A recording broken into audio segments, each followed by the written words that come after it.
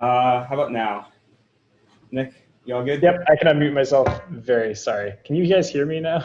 Yeah, you're all good now. Cool. So sorry about that. You would think after a day full of meetings that I would have, I don't know, practiced using technology. But yeah, thank you, Jerry, for also catching what I was trying to say. Um, yeah, so my background, as I was trying to say a long time ago, was like actually very similar to Jerry's in that I came in wanting to study biomedical engineering. I wanted to actually also be a doctor, and I was like, oh, like medicine's the way to go.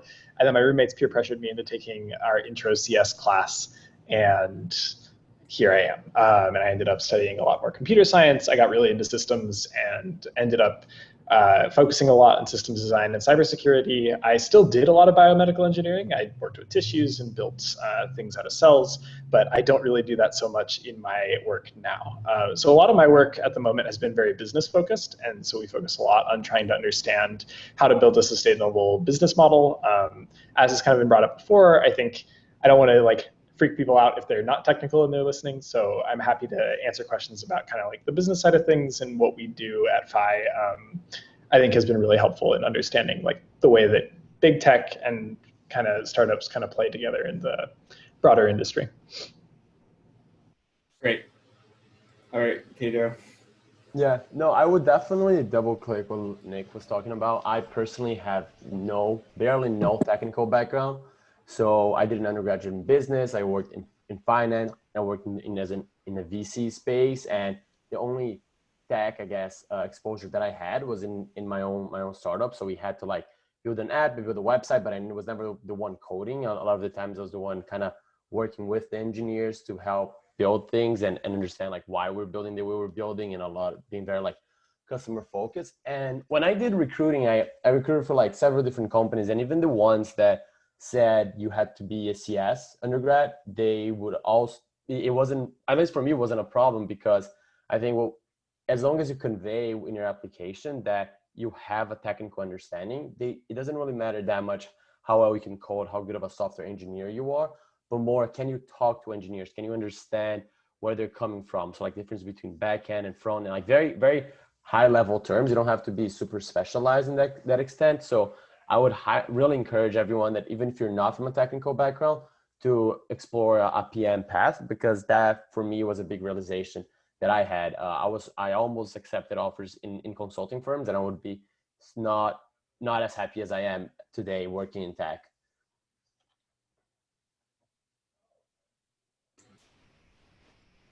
Sounds good. Do any of the panelists have an opinion on like how one can differentiate themselves in terms of like the recruiting process for someone who either doesn't have like isn't coming from say software engineering, since it's a lot harder to get into say some product management roles depending on the company, um, if they're not coming from a technical background. So does anyone have any advice on how to make them stand out in terms of the recruitment process to go further on what Pedro was saying? I can talk about my experience at least. I don't, I think that when you read the applications and what they're looking for, they often talk about things that you've built, teams that you've led, your communication and your ability to kind of work in cross-functional teams. So if you want to stand out, and that's my perspective, love to hear everyone else, you kind of want to highlight the skills that you've had that align most closely with being a PM and working a cross-functional environment. So I more see your technical skills as something that enables you to be a good PM versus something that qualifies you to be a good PM, if that makes sense. And I think the recruiters have the same point of view, because they more see as understanding tech as a checkbox versus as something they're looking for. And even in like Google's recruiting process, which is has in itself a technical interview, on the super day, like out of the 6 interviews, 1 is going to be technical. So like you can see where their focus is when they're looking for candidates. I'll add Mike. Sorry, go ahead, Jerry. Okay, I'll jump in first then. I'll add my experience, since I've recruited last summer. I'm still recruiting now. One thing that stood out for me is I think in every one of my interviews, my experience with a startup has always been the thing that's been talked about the most. I think what's particularly interesting about that experience is because PM is essentially you discovering problems, building solutions to those problems, releasing those solutions to people, and then figuring out if what you built is working and how to improve it so that it works. And so anything that you can find that allows you to do that, I think is a huge plus. And startups typically will force you to do all of those. So I think that's why startups is usually like the go-to kind of thing that I recommend to someone. If like find a problem that you care about, that you can get some friends together for, and build something. It doesn't have to be a technical solution. It can be non-technical, but build something around it, release it to people, and then figure out if it's working and then what you can do to actually improve it and like make a dent in the area that you're trying to make an improvement in. So that's one thing that I'll plug for sure. Yeah, I was going to make the same point that Jerry did. I think that a lot of the experiences that I had were not technical, even though like I came from like a data science major. So like I was in a consulting club when I was in school. I know it's very stereotypical, like Berkeley. But I think that like when I just want to echo Jerry's thoughts that often in product management interviews, they focus more on if you're able to determine that a problem exists and how and why you want to solve that problem, rather than like you being technical in the way that you do it. So for example, like, you know, right now, one really big problem that like we're looking to solve is like, oh, well, voter registration, and then how we can help people like vote early, for example. Like that's a problem like the civic space that's not technical at all, that if you come up with like a really unique solution, like that could also be a really great way to showcase your PM skills. So I would definitely like say that like focus more on side projects where you can show, you know, problem solving skills and entrepreneurship, rather than like coding up like a hackathon project, for example. Obviously hackathon projects will also help, but like I think that there should definitely be a mix of both. And like they also will look for a mix of both for sure. Like even if you're super technical but can't actually describe like why the problem is impactful or why your work is impactful, that's also going to be like a deterrent as well.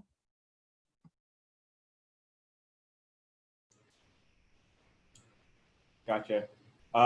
So Shreya, do you have any advice on how either college students or maybe even new grads, any advice on what they can do to build up their entrepreneurial skills beyond, you know, just starting a company themselves? Is there anything that employers might be looking for in terms of like types of projects that they can do? Yeah, so I think there's a couple examples. So I think one thing that a lot of aspiring product managers will do, well, they'll take like a product that they're really excited about and they'll actually like write about it or blog about it, or like you might see even like product designers talk about how they might like do a redesign or improve that product. And I think that's a really great example of like you showcasing like tangible ways of like, oh, here I put my work out into the world of showing how I'd improve like a product. So that's like a very small way to start in terms of just like looking at products that you use in your daily life, or like a product that you really love, that you're really passionate about, that like people might not know of. And then write about it. Definitely put your thoughts out there, establish like an online branding and presence, like start a Substack or like start a blog if that's what you're into. And then definitely like try to focus on like understanding your niche and understanding like what you want to be known for. And then example, like I guess the voter registration thing was something that I use because I'm working on that right now. So outside of work, I'm working on a project where we noticed that like Gen Z has like a lower turnout with voter registration. And so we were actually looking to figure out how we can like utilize technology or utilize like social media marketing and TikTok and all these things to like influence Gen Z to vote more and like to turn out more in voting. Especially for this upcoming election. And so I think that's like a really great example of like you seeing a problem in like the current modern day that's totally unrelated to your work, totally unrelated to school, but it still shows like entrepreneurial skills. So I don't know why I'm stuttering so much. And then also showcases like your ability to take initiative and take like kind of like charge of a problem that you're seeing. So if you just see like a problem in your daily life that you have like some kind of way where you can like hack on a solution for maybe a few weeks, like just having side projects is always like a great way. Like you don't have to start like a whole company yourself. Even I myself like really didn't like the idea of like being like a startup founder at age 21. Like I felt that was super daunting, but I think that there's a lot of ways that you can do side projects, do blog posts, hackathons, etc., that can still build up that kind of like credentials towards that. And if there's anyone else who like started these types of initiatives, I'd love to hear about them too, like the other panelists. I think I'd love to build off of what Shreya is kind of stating there, which is that there's product opportunities all around you. Like everything in your life can be kind of framed or done in a very product styled way, because as Jerry and Shreya and Pedro have all said, product is often just finding problems, identifying them, and then going and trying to fix them. That's what a product is for, is to solve problems that you see around you.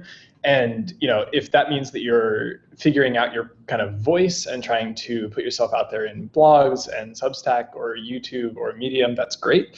If it means that you're building a company on the side and trying to help people in education or in voting registration, that's awesome.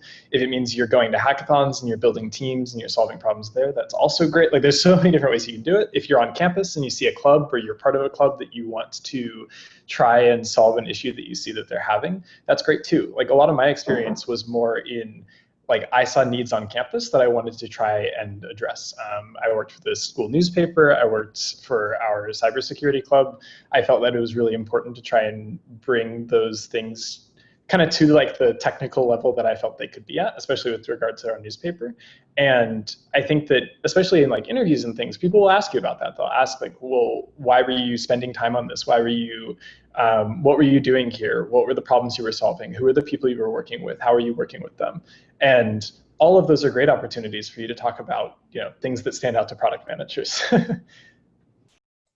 Yeah, I just wanted to plus one Nick's point is it's not even what you're building or what we're doing, but by doing something, you're showing to recruiters that you are willing to put yourself out there, try to solve ambiguous problems. And that's a lot of what PM's going to do. You're going to have to pitch to VP saying, hey, this is what we should do and why we should do it. And you're just showing that you have that as part of who you are.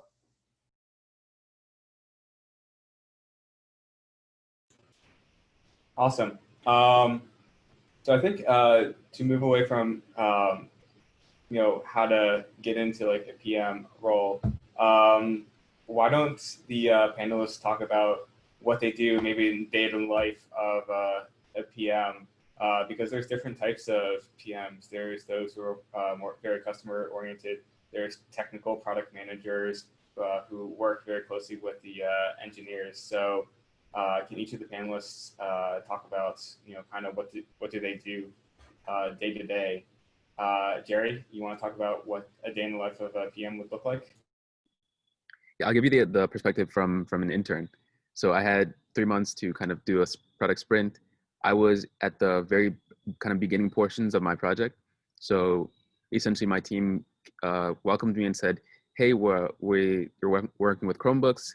We think that there's a problem with repairability and we want to improve our sustainability story. Explore this area, figure out what's worth putting our attention and resources into, and essentially convince the team that of its importance and identify some ways that we can actually improve that space. So super open-ended, super vague. And I think, one of the first things that I did was, just open a doc, put like a 10-15 minute timer, and just put everything that I was thinking at the time, all the people, all the stakeholders who I thought were involved, all the potential problem areas, all like the things we could potentially build, and just kind of putting all my thoughts down. So that's like what my first week looked like, was just me brainstorming on my own, also meeting a lot of my team members, because since PM is very much you interfacing with a lot of different people, it's good to have relationships with people so that they can, when you need things, you can call someone up and it's a lot of like PMs helping each other, introducing each other to different people and like helping you on different work streams. So that was something that I did as well. I think another unique thing, or another like particular work stream that I worked on this summer, was putting together all of my findings. So doing research, so talking to schools, talking to surveying different groups and different communities to try to get information for that initial research, and then condensing all that research into insights that I thought were valuable to my team, to kind of Google's future growth, and things that I thought were going to be impactful to the space, and creating presentations that I thought were going to be convincing, so I can go and talk to our engineering VP and say, hey, this is what I think we should do for Chromebooks. This is why I think it's important. This is why I think it will be impactful. And then these are some goals that you're currently working on now that I think we can attach this project to, because it's all about, especially I think in my team within Chrome OS, resources in terms of headcount and things are very they're very particular about where they assign those. So you have to do a lot. So I was doing a lot of convincing this summer that my project was important, was worth putting resources to. Yeah, so if I can boil it down, tons and tons of meetings, a lot of interviews with direct kind of stakeholders, as well as a lot of presentations.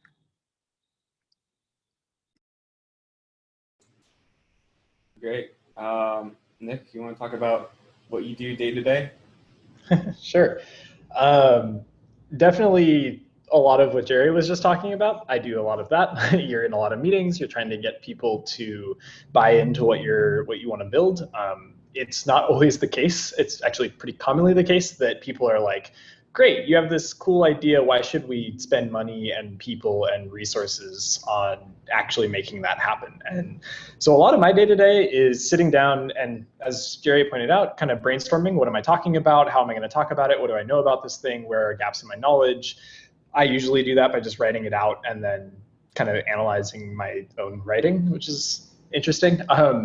But the other pieces of it that start to stick out is like, you spend a ton of time in meetings. And I don't know about you guys, but if you've been zoomed out in Zoom University, or spending all your days staring at a screen, it can be very tiring.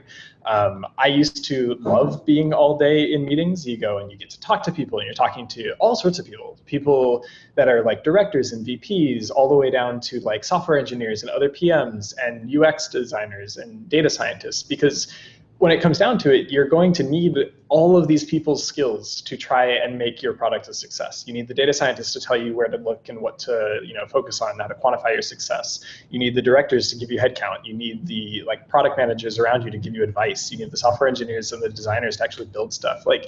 A lot of what product comes down to is having the technical knowledge to understand what you're actually trying to build, but having the people knowledge and the people skills to convince people to kind of empower them to work on your behalf, empower them to build the thing that you want to have done, and make sure that you're addressing whatever users you're focused on. So a lot of my day-to-day is in kind of meetings and documents, depending on what the vibe is.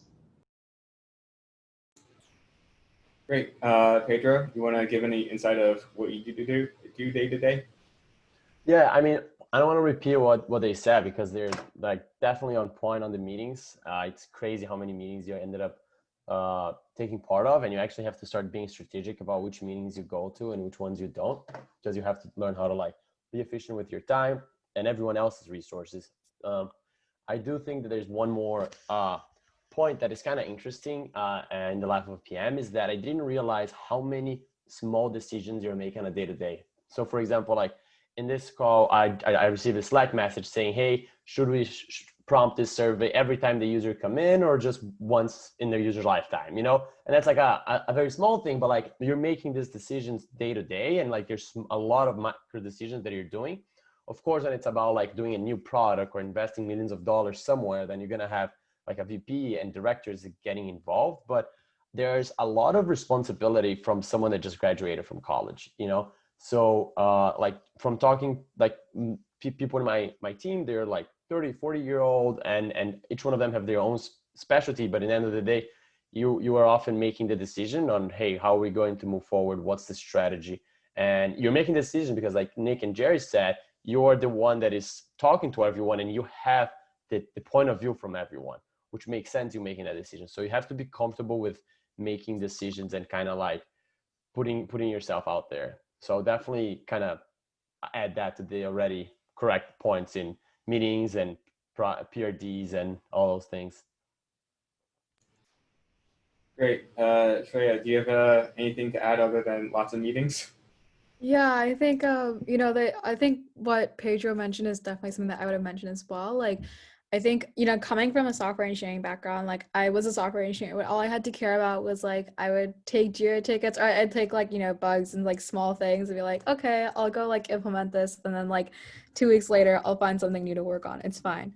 And then as a TPM intern, I was definitely working product facing, but I was still more executional. I was figuring out how long will it take to execute on something? How long will it take for engineers to be able to release this? Like, when are we going to be able to release this product, etc. Whereas when you're a PM, like, you're literally the voice of authority. And it took me a long time to actually figure out how to get comfortable with that. Like, I think I, had imposter syndrome and stuff like that, because I was like, how do I know that I'm making the right decision here? Like, how do I know this is the right call of like what product decision, like what a product should look like? And so definitely like being comfortable with being the voice of authority of what our product should look like is huge. It's like unexpected. Like, it's, it's a really sexy part of like, having like a lot of high ownership and stuff like that. But it's also like, like if something fails, it's also your fault. Or if something is like not the best solution, it's also your fault. So those are like the other things that I'd mention. Another big thing that I just wanted to add on to that really quickly is like, a key stakeholder that maybe it's just like my nature of working at Disney Plus, because we're still trying to figure out like what problems we're even solving. But so Disney Plus only launched like in November 2019. And so the entire company is like maybe like less than 2,000 people maximum. And so, a lot of the things that we're working on is figuring out what problems to even focus on. And a lot of that comes from user experience research. So I've been working more closely with UX research and design rather than with engineering. And because it's like still figuring out like what are the initial problems we have to create, like what are the initial features that we have to create, rather than working on the other side that I think Nick mentioned, which was like actually executing on that, like getting headcount, getting resource allocation. So there's this entire like kind of broad area, all the way from like product ideating and like even identifying what problem you're solving for, all the way to like launching, that I think, we all have really different experiences for. So yeah, those are the two things that I just wanted to add. If I can add a quick thing, I think there's also a kind of question mark aspect to what your job is and what your day can look like, where out of nowhere things can kind of pop up that are very, very different that you're doing. So for me, particularly this summer, at one point I realized like, oh, we need to actually tear this device down so we can see how a couple of these internal parts work to make improvements. And the hardware engineers were busy. So I was like, wait, who do I talk to make this happen? And my team's like, you're the PM, tell us what to do. So I was like, okay, well, I guess since our hardware engineers are busy, let me see if I can do this. So I had Chromebooks sent to my house, and I was like at my kitchen table, tearing these devices apart, like doing all of this super cool work that I really enjoyed. But I never imagined kind of being that was the responsibility of a PM. So there's definitely this aspect of your job is to kind of do whatever is needed to remove obstacles to get the product to where it needs to go. And so at certain points, that can turn into like I was also like running SQL queries on survey results that I collected. And like that can turn into you like taking devices apart at times if you're working on that type of project. So it can also be kind of very up in the air, which is I think really exciting part of it. Great. Also, as a reminder to everyone in the audience, I encourage you to ask questions in the Discord for the panelists. One of the questions that's in the Q&A channel is talking about what people learn from different types of environments. And I know we touched on this earlier, but one person asked, where do you learn the most? Is it a big tech company or a startup? And what are the skills in terms of PMing that that you learn from the different environments? Anyone have anything to say on that? You want to go, Nick? Go for it. Sure. Yeah. So I was going to talk about it in terms of at a small startup where I was kind of a software engineer, kind of a PM. I was kind of, a startup, you wear a lot of hats. You do many things on your day-to-day. I think one of the things I noticed that I was learning very quickly was you get very comfortable making choices, as Pedro was talking about, kind of just seeing what happens. Like at a startup, a lot of times it's pretty easy to get approval for stuff because it's like a Slack thumbs up from your boss that's like, yeah, you want to go launch a crazy product? Go for it. And then you do it. You see what happens. You see if someone actually likes it, see if people actually use it, see if it gets social media attention and stuff. So you get very good. At least in my experience at a startup, I got very good at just like saying, I'm going to go write this article, or I'm going to go and build this piece of software, and we're going to see what happens afterward and go from there. I think at big tech companies, in my experience, at least at Google, You can't do that. You can't go and say, hey, we're going to go just launch this fun feature. Because what if that feature doesn't work for like 10 million people? Or what if you end up like being a PR catastrophe for the company?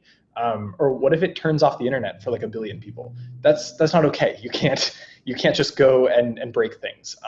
It's pretty unacceptable. And so I think a lot of what you learn at a company like Google is, or at any big tech company really, is you learn a lot more of the process of why things are the way they are in order to make products work for so many different people and use cases and devices and everything. Your understanding is about like, oh, we go and write a PRD, and then maybe you have a design doc, and then maybe you get an approval, and then you start to build it and you launch it to like 10, then 50, then 100% of people. There's reasons for these processes. They're meant to make your products make sense and work. As opposed to at a startup, you get a really good sense for like ear to the ground. What are your users saying? What are people like? Why do people like certain things? Why do they not? Why does like engineering work the way it does at like a kind of rapid fire scale? So I guess to summarize, it would be like I learned a very different set of timescales at startups versus big tech. At big tech, the timescale is a little longer. You're anticipating projects on like 6 months, 3 years. At startup work, it was like anywhere from a day to like 3 months, and sometimes longer. But I think a lot of times my time scale was a lot shorter. I was trying to build stuff and iterate much faster. But I would be very interested to hear what Pedro was about to say, or anyone else on the panel that has insight into that. I mean, I agree 100%. I think that one big realization that I had was like my product was being reviewed by legal, by UX writing, by engineers, by designers, by VPs, by director, by so many different stakeholders. And everyone had something to say. So like, it makes sense that the project's going to take longer. It's going to be more feedback and whatnot. But I think one interesting thing from being in big tech companies is that you usually work with people that are very expert in their areas. So the UX writer, for example, that works in my team, she's been doing that for 10 years and she's amazing at writing things that customers are going to read, you know? And then and all these people, and especially when you think about, for example, a specific industry that you're interested in, there are people that have been in that industry for 10 years. So you start learning so much from these very experienced people in their specific areas, and you accumulate that knowledge, which is something that in a startup, you're usually going to be kind of learning from users. Like you're actually going to be learning from them and trying it. And it's a different way of learning. I don't think there's a better or worse. I just think that the way that big tech companies are structured and like Nick was saying, it makes sense because there is a process and the impact is so much higher. But at the end of the day, you have this opportunity, if you're strategic about it, to learn and kind of be a sponge from all these people, because you are in the intersection of all these different experts. So it's an awesome opportunity, especially for a job out of college, for you to intake a lot of this knowledge. Yeah, I think the guiding question here is not like which one is better or worse, but it's what do you want to optimize for? Like, do you want to optimize for learning as much as you can about working at a tech company? Then you should look at a big company, and you should look at where you can get the most mentorship, where you can get the most access to resources, which would be something like a Google or like an APM program.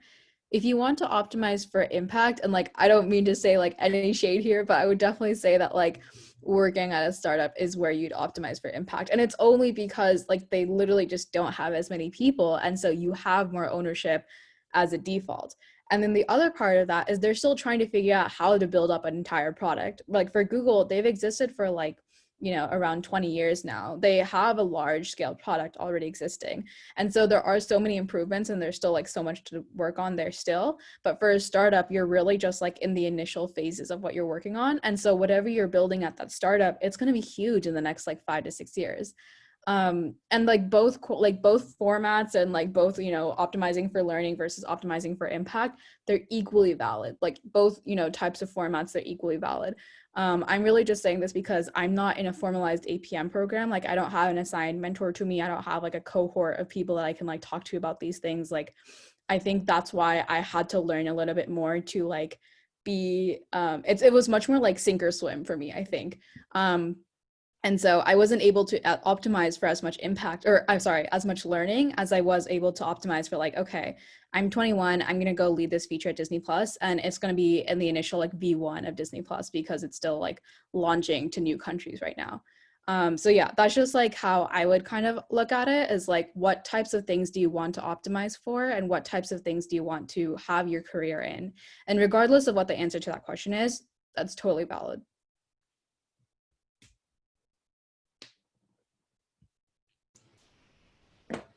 Great. Some other questions that people have been asking is, for people who want to get into PM, who don't have a PM or tech background, how do they prepare for a PM role?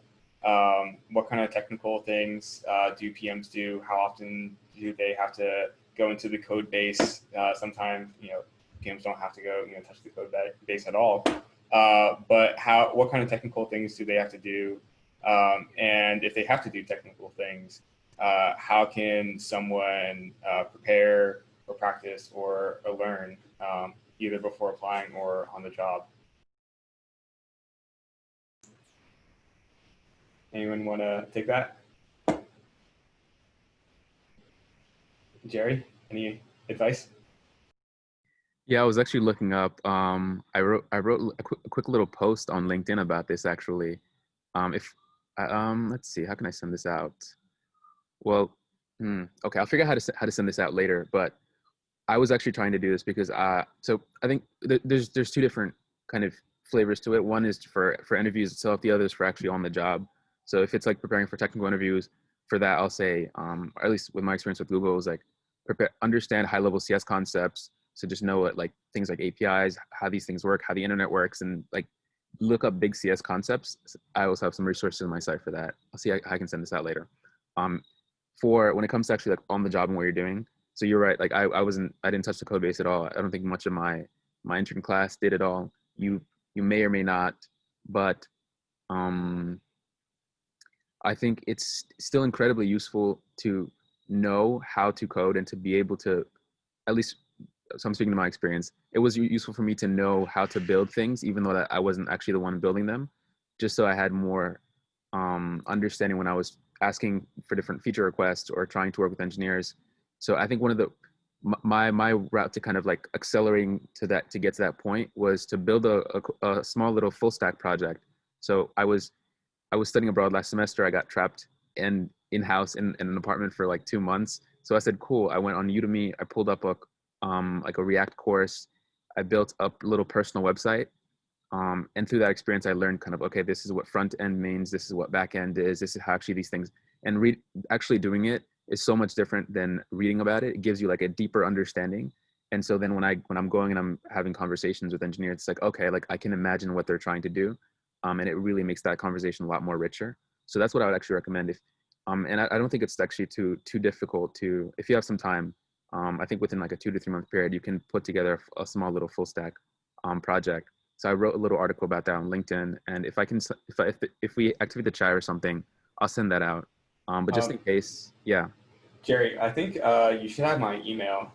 If you want to send me the link via email, I can put it in the Discord chat for everyone to access. Okay, that sounds great. And just in case, if not, it's my first name, last name.com, and then if you scroll down, there's like writing, and you'll see favorite PM resources. And it's under a section called for non-technical students, building your first tech project. So if that helps anyone, that'd be useful.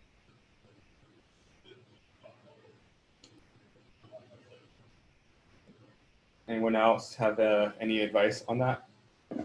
On what kind of resources people can use? I think that, so I do have a technical background, so I can't speak to like how do I become more technical, but I can speak to experiences both on the PM job that are actually technical and that are not technical at all. And then I can also speak to like what experiences I utilize that were not technical. So I mentioned that I was part of a consulting club, and I think those are pretty big in the Ivy Leagues too, question mark. And so I think that's like consulting is also like a really interesting, there's a lot of similarities between consulting and between product management. I think there's a lot of skill overlap there too. So if any of you guys are in consulting clubs, or if there's any similar things where you're building, creating, solving problems for companies, I think consulting clubs are a great way to like, I know people make fun of them all the time, but they're a great way to learning like what problems are companies solving and like how can you actually come up with suggestions or solutions to these problems. And so that's like it's a huge overlap with PM in that way. And then if you're also just part of any clubs where you're creating new products, I think that's another way. I think we kind of mentioned these earlier, that like there's a lot of ways to do side projects that don't have to be technical. And then for those who are like daunted and thinking that like product management is a hugely technical role, like I'm going to say that it's not, at least for my role, it's not that technical. I know that Jerry mentioned that he was like, digging in with like hardware and Chromebooks and like working in SQL queries. But like A, you can teach yourself SQL if you need to. And B, like, I would say that I work much more heavily with design and with user experience research than I do with engineering. I don't remember how to code anymore because I don't code on like a daily basis whatsoever now.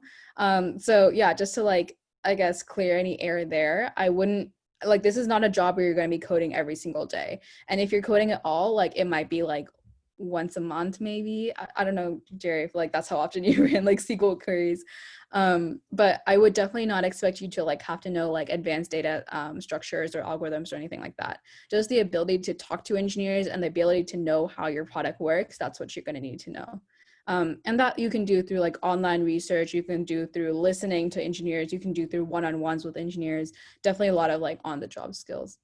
Also, Pedro and Nick, if that like deteriorate a lot with your experiences, let me know. But like for me, I don't code at all anymore. No, I've never even, I think in the first 2 months, I haven't seen a line of code yet. Like I was granted access to GitHub and never opened the website once. So like, you have to understand what the engineers are going through, because you don't want to, you want to empathize with them. Like you want to understand what's the difference between my front-end engineer and my back-end. Like, of course you want to understand those things, and you want to understand like how long is something like X takes versus Y versus something else. You know what? You want to have a general understanding of tech, but like if you want to be a PM, you need to kind of like enjoy working in tech, right? Usually PMs are in tech. I mean, especially the ones we're talking about. So like, if you're passionate about tech and you've been immersed in this environment through whatever lens, from a business, from a design, from a technical lens, you're gonna have probably the technical foundation necessary.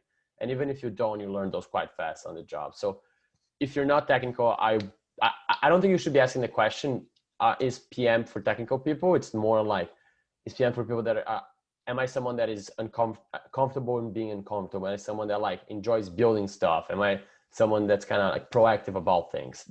Those are kind of like the underlying questions you should be asking. I think that's really well put. I think hopefully as people are listening to this, you're getting the sense that like, yeah, being technical is nice, but it is not what qualifies. I think Pedro said this earlier. It's not what qualifies you to be a PM. That's not the point. You can be super technical. You can be not necessarily technical. I think it's kind of a weird question, I guess. And I know it's one that people ask and are very concerned about all the time, right? Am I technical enough to be a product manager at X company? And different companies have different, bars that they set for technicality and whatever.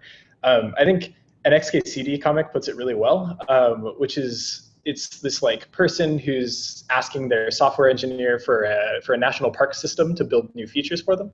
And they go, hey, like, can you tell me whether or not a person is in a national park? And they're like, yeah, no problem. I can do that in like 3 hours. And then the next question is, cool, can you tell me if every picture they take on their phone is of what type of bird, and like label that for them in a couple of seconds? And the researcher's like, I would need like 5 years in a team because that's an open problem in research. And the point of that kind of comic is, the technical requirement for PM is often to be able to understand what you're talking about. When you ask an engineer to go and build a feature, you need to understand whether or not that's literally an open problem that's unsolved, or is it a thing that could be done in React? And even with like what everyone so far has said on this panel is like, Jerry mentions React. Shreya talks about like what is like front end and where are you actually kind of building stuff? What's a SQL query? And Pedro's talking about the difference between back end and front end. And if those terms sound familiar to you and you're like, yeah, I could probably get an approximation to like what's an API to my grandmother, you're probably doing okay. Like, the idea is really to understand it enough technically that you're not sitting there in front of engineers and saying, hey, I want you to go and like invent new Nobel Peace Prize level technology. I don't even know if that sentence made sense. Like, you want to be at the level of technical that you are comfortable being in a technical field. You want to be able to say, oh, I know what React is, or I know what an API is, or here's the difference between front end and back end at like a high level. You're working in tech. Like, we build technical products, but it's not necessarily that you need to go and be able to code those products yourself. That's what engineers do. Great. As we're coming up to the hour, I'll say maybe one last question of, given that PMing isn't very technical in your experience, what kind of like, how often would you say you're doing like writing? Because PMs often have to interact with the customer base of like writing status updates on the website for like, introducing a new feature, a new release. Have y'all had any experience in writing a lot? And how's your writing skills if you've come from a technical background? Shreya, you want to say anything? Yeah. So it's interesting. I don't actually do any of the copywriting myself, especially because for Disney, like there's so much legal implications of like our branding and our PR, and like Disney's huge on like, our media and branding side. And so like I'm sure this goes for all of our companies though. Like none of us are going to be writing the copy that's going to go externally to our users, but we probably will write like the initial of like, oh, this is what we might think should be said somehow. So that said, like you should never have to worry about like, oh, like am I going to be writing like extensive blog posts or something? But I think that like where writing does come into play is your ability to write product requirement documents and then your ability to create presentations. And so what product requirement documents is kind of like a summary of like what a product should look like or what a new feature should look like. So when you're pitching a new feature, essentially. And so in a way, I do wish that I had taken another writing class solely so I could be a much more concise writer, a much more like technical and understand like very specific terminology that I'm using.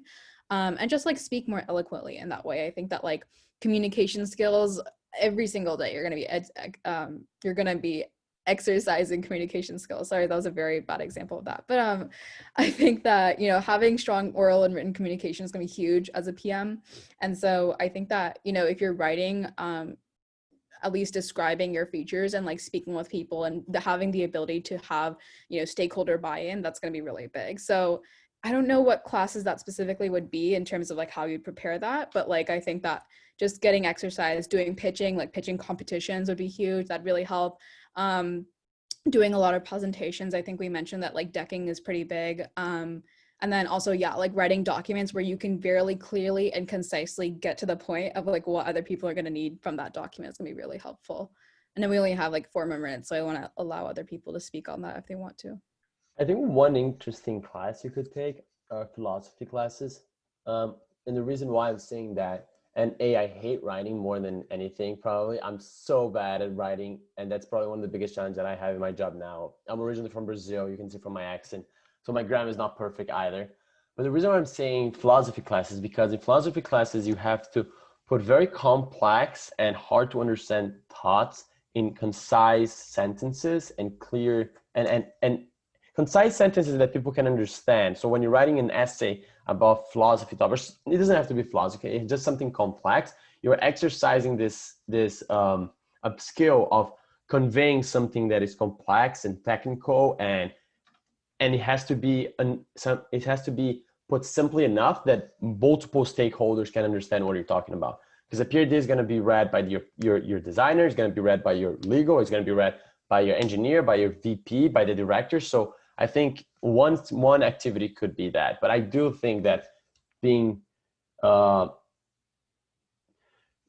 it's not qualified, but just being like articulate enough to the point that you convey your thoughts in a clear manner is very important for a PM, especially as you're leading teams and you're conducting 20 plus people Zoom conference calls, I don't have anything to add to that. I would just like people to realize it is so, so important what Shreya and Pedro just said. Be succinct, be clear, be concise. That is all.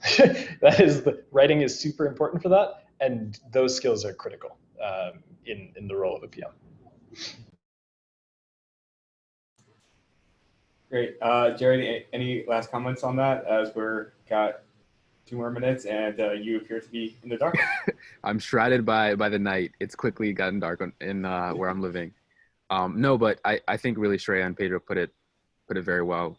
For me personally, like I was doing tons of presentations, trying to write, cut down, rewrite. So I think, again, I took a philosophy course and I was actually leaning on that a lot this summer. So that's one thing I'll say. And I also I've done some consulting work in like student clubs, and I've found that has been the experience that I've leaned on the most for my work this summer. So definitely +1s to both of those comments. Awesome. All right. So we are out of time. I want to thank all the panelists for taking time out of your day or night, where Jerry is, and speaking to everyone here. And I hope to all the hackers either go on to the software engineering panel, which is about to start, or get back to your projects. All right. Thanks, everyone. Thanks, guys.